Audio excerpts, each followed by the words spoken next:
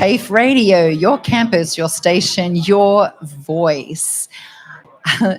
Here I am at live from South by Southwest Sydney at the ICC, and that was Taylor Swift. I knew you were trouble.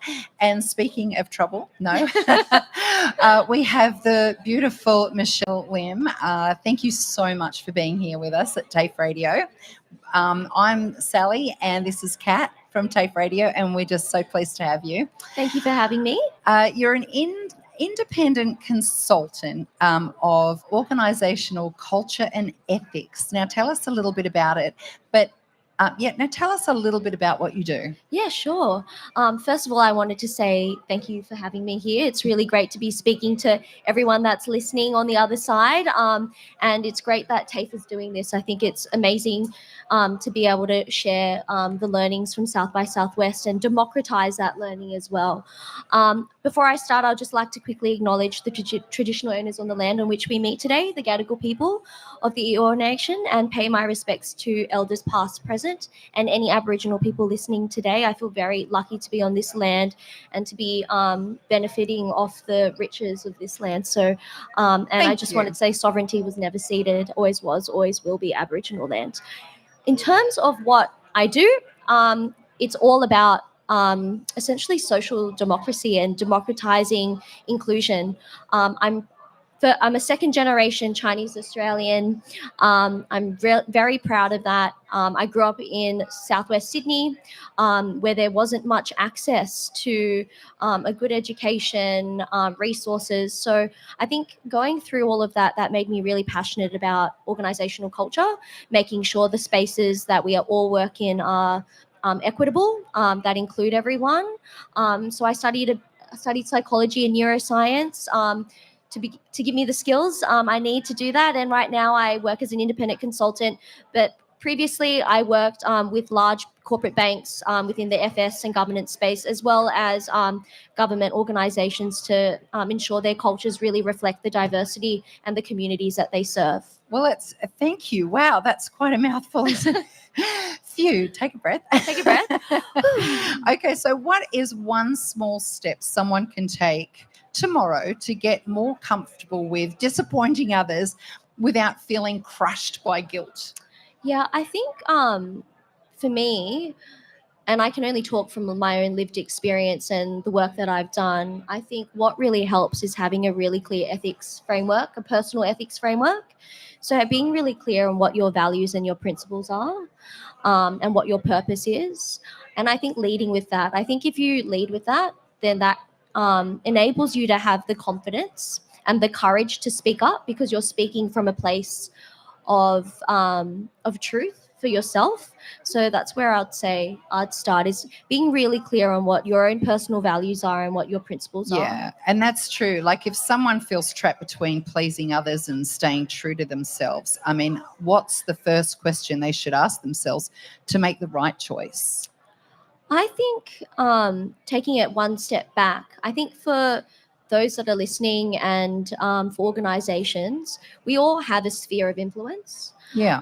So really using your sphere of influence to talk about topics that are difficult. You know, not everybody has the psychological safety or the environment to be able to talk or speak their truth. So really finding community and having those safe spaces and influencing the people within that sphere of influence. I think we could all lead. And also just getting out there and speaking to everybody. Exactly. Just an inclusion. Inclusion is so important, Yes. isn't it? And really being true to yourself. And I expect putting yourself in a position of what it would feel like if you were that person. Yes. So I really commend you. I think that's an amazing thing that you're doing. And I think that there should be more consultants out there doing this, because I think with AI and all the technology that we have, I feel like there are a lot of soft skills being lost. Yes, I agree. And I also think these skills, for me, aren't soft skills. I think we should start to see them as essential skills. 100%, but they are. Exactly. You know, they're the everyday. Sorry, Kat, I'm sure that you want to ask Michelle some questions, so I'm going to throw it to you. Yes, no please. problem. So obviously there's been some changes in the world, particularly in the last 12 months. there's been pushback against DEI in some places. How do you get others to see the value in it? Yes, I think this is something that's really pertinent to the time right now. I think we're living in a world that is becoming increasingly polarized, and where it's really difficult to see eye to eye. And it's very easy as well to stay in our own echo chambers. This is why I really love the act of smart dissent and what smart dissent is. And I talked about this in my talk this morning at South by. Smart dissent is about essentially disagreeing or creating space to have difficult conversations about the topic, but while not attacking the person. And again, I think I'll bring it back to kind of my first answer. When you lead and start these conversations from a place of principle. So, for example, I know, Kat, we talked about social cohesion and why that's so important, especially in a time where the world is really divided. I think if you start from the standpoint that everyone should feel included in principle, everyone has a human right and to dignity and to access to resources, to feeling safe in their workplace, you can't really disagree with that fundamental principle. At the end of the day, for me it comes back to equity and inclusion, and I think it's one thing to talk about diversity, equity, inclusion, which can sound very hippy dippy and like up in the ether and like kumbaya.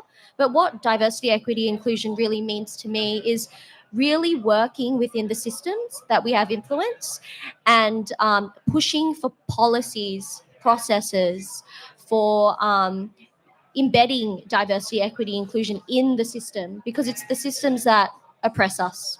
Well, thank you very, very much for this enlightening Thank chat, you. and good luck with all your endeavours. And Michelle Lim, thank you so much.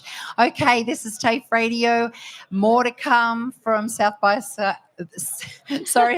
Southwest Sydney 2025. Thank you. Thank you. Whereabouts did you grow up, by the way? I grew up in Riverwood.